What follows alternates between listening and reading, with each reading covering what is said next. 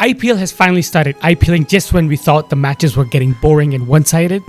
We've got a thriller on this Sunday. So hello everyone, this is Kabir and welcome back to my channel. In these videos, I basically go over the predictions that I had made for the cricket match, and then we go over the post-match analysis when we talk about the toss, the pitch, the team selection, the key moments, the turning point of the match, and the man of the match. Then we talk about the preview of tomorrow's match. So let's begin. Today's game was Rajasthan Royals versus Royal Challengers Bengaluru and Delhi Capitals versus Mumbai Indians. The Rajasthan game was a home game for Rajasthan Royals. Delhi was finally hosting its game before the Delhi Capitals' home ground was Vizag. So let's begin with the RR versus RCB. What I had predicted that it would be very hot there, which it was, and the pitch would be slightly dry and could assist the spinners. And because it could assist the spinners and might nullify the pacers, I thought Rajasthan would have an advantage because their spinners are slightly better than RCB spinners, and RCB is more dependent on its pace attack. So my prediction was, because it's a home game, conditions suit them, the score might be around 180-200, Rajasthan Royals would win. Now let's get on to the post-match analysis. RCB won the toss and decided to field first. I didn't understand that if Rajasthan Royals had the good spinners, it might be difficult to chase later on because the pitch would get drier and there would be more wear and tear and there would be more cracks. So it might get difficult to chase. So I thought it was a little bizarre decision by RCB to bowl first, but I was proven wrong in the match. The key moments: Sanju Samson and Jaiswal were opening in the power play, had zero intent. It's like they were more careful about not losing wickets than making runs. I think that pretty much set up the tone for the rest of the innings. What should have been a 200-220 total with that batting lineup, they pretty much ended up with a very below par total of 170, around 170-175. The key moment was, I think, Sanju Samson couldn't get going. Jaiswal finally stayed after the power play and he finally scored some runs. Josh Hazel did seem to trouble a little bit to a few of these batsmen, but again, in the middle overs, he got smashed. Although I do think he has improved his lining length, he's not making the same mistake that he was making in the last two games. Pandya was very efficient today. What was expected of him? Maybe the pitch was assisting him as well, but he was really effective. He got a key wicket, he got the breakthrough, and the ball was, even though staying low, but Krunal Pandya stuck to his line in length. So yeah, Sharma was trying too many things at once. Wrist spinners usually have a knack of trying too many things at once. I think they should just stick to wicket and stick to their strengths. And then after posting up a below par total, I thought Rajasthan Royals Archer might attack, because Archer versus Salt was a battle I was waiting to see. Archer probably knows Salt very well. Salt has probably played him in the nets a lot. And guess what?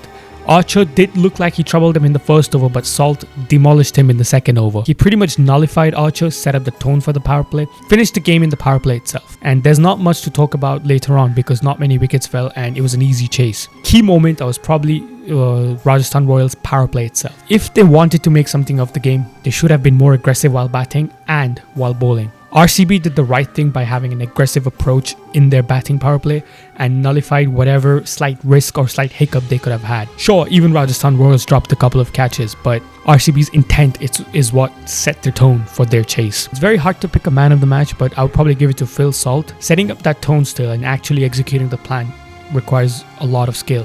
Rajasthan has some serious concerns. RCB, one thing I noticed was we were blaming them for their home games and they can't win at home. But Devdutt Padikkal's interview after the match was very interesting to hear, because he said, we have been playing good cricket. It's just a couple of overs that the momentum shifts, and it's a coincidence that the game happened to be in Chinnaswamy at their home ground. It could have happened at Wankhede as well. Now comes the cracker of the game that we had today. Delhi Capitals versus Mumbai Indians. I seem to think that I used to have difficulty understanding the pitch, but these cricket players who've been playing for years, they themselves don't know how the pitch is going to behave. Axar Patel said, I have no clue how this pitch is going to behave, so might as well just opt for chasing because we've been doing that a lot. Why would you do that? I mean, if you don't know a pitch, might as well just bat first. You have the batting lineup to score a decent total. Whether it's par, above par or below par, you can figure that out later. You also have good bowling. So that was a little bit bizarre by Axar Patel when he won the toss and decided to field first. My prediction for that game was that, like for like, their top order wasn't working, their middle order was making the runs. Lower order, probably DC had an advantage. They have been proven this season. Bumrah is their key bowler. Kuldeep Yadav is the key bowler here. The two all-rounders, Axar Patel is the captain. Hardik Pandya is the captain. Power play bowlers, Trent Bolt and Deepak Chahar. Mitchell Stark and Mukesh Kumar. So it was a pretty much like to like, but the only thing I thought Delhi had an edge was Vipraj Nigam was their trump factor because of the leg spin that they had.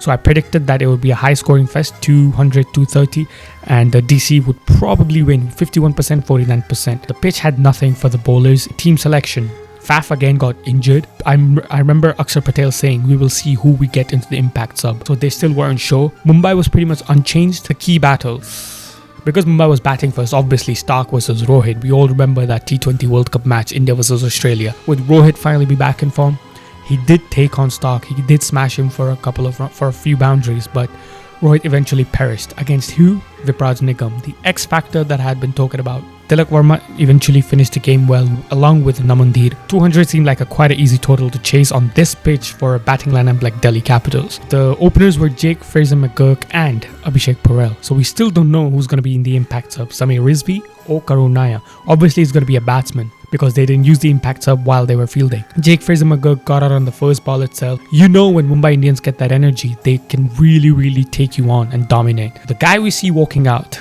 on the impact sub was none other than the key moment for me, the most important moment, Karun. Everybody had eyes on Karun. How is he going to play? And boy, he dismantled Jasprit Bumrah. He dismantled Trent Bolt. He dismantled Deepak Chahar, making a statement. Especially when Bumrah went for runs, it was like he was making a statement like, if I can smash the best bowler in the world, why am I not playing for India?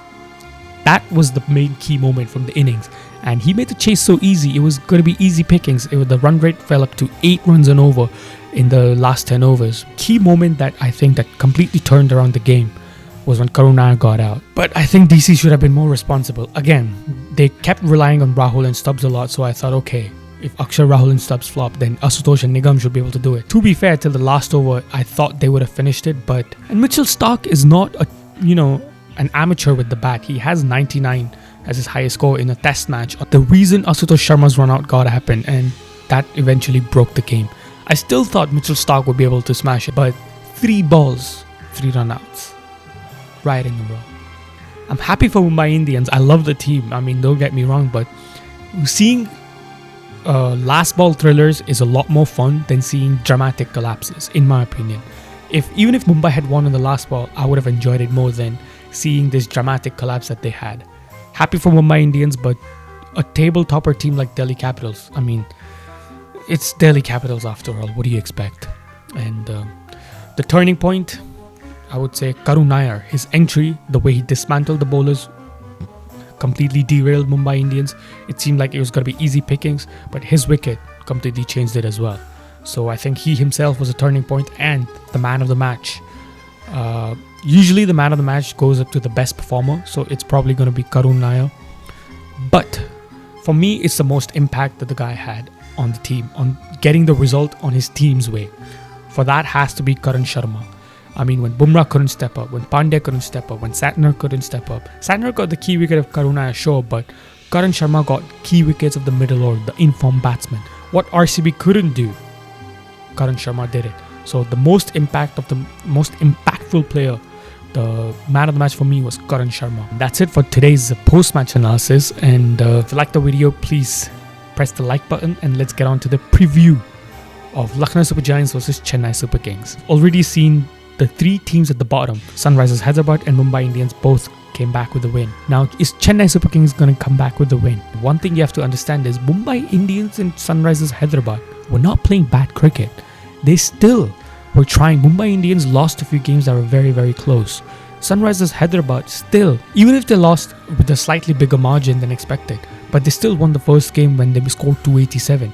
They still have that firepower, The teams at the bottom are rising up, so there's a chance CSK will. But trust me, I still don't think CSK has a chance because their team lacks a lot of depth. I have very minimal expectations from a team like CSK right now. I want them to make a comeback and prove me wrong, but regardless of whatever the pitch is, regardless if Lucknow Super Giants gets out, I don't know, for a low total, somehow I still think CSK will bottle the game. When they bat first, they look horrible. When they chase, they look horrible. As much as I want a CSK comeback, I don't think it's possible. So I'm not going to even say what the score is going to be. It's going to depend who's going to bat first. If Lucknow bats first or Chennai Super Kings bat first. Prediction, probably Lucknow Super Giants is going to get another win this time. Please prove me wrong, CSK. I don't like to see you at the bottom of the table. I mean, it hurts. As a Dhoni fan, it hurts. That's it for today's video, guys. If you do enjoy these kinds of cricket and analysis content, please don't forget to subscribe to my channel.